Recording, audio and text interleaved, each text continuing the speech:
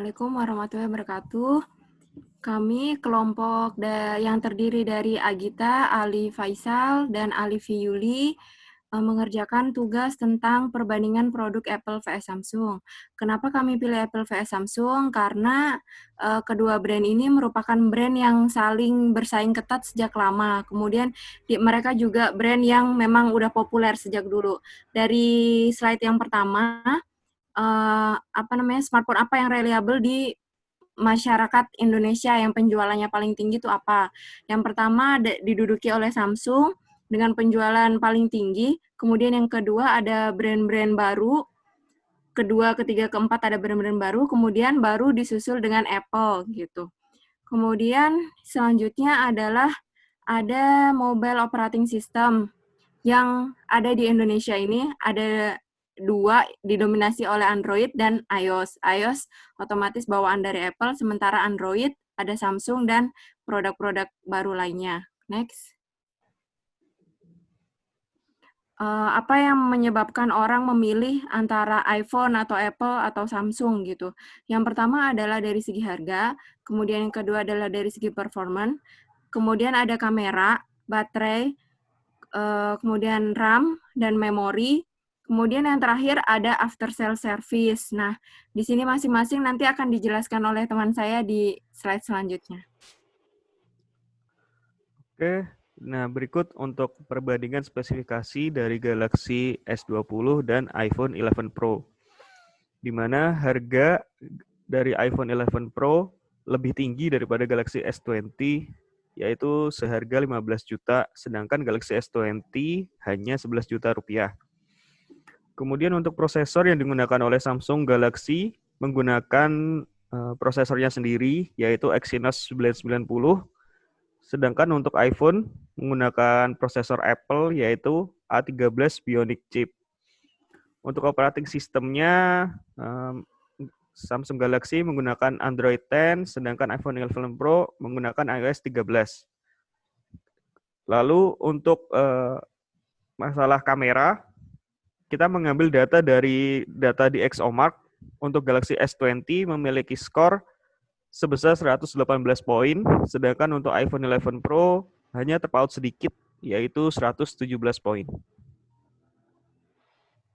Sementara untuk kualitasnya Galaxy S20 dan iPhone 11 hampir sama, seperti untuk perlindungan layar, mereka sama-sama menggunakan Corning Gorilla Glass 6.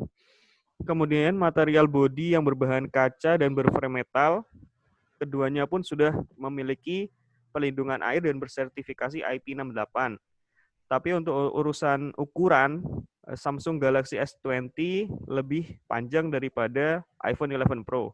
Serta untuk keamanan, Samsung Galaxy memiliki face unlock dan pemindai sidik jari ultrasonic. Sedangkan di iPhone 11 tidak memiliki sidik jari ultrasonic, namun hanya mengandalkan Face ID saja. Untuk time delivery dari iPhone 11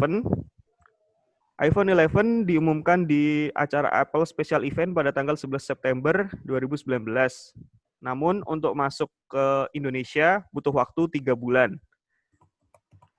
Tepatnya pada tanggal 6 Desember 2019, dijual di retailer resmi di iBox, Erafone, dan Digimap.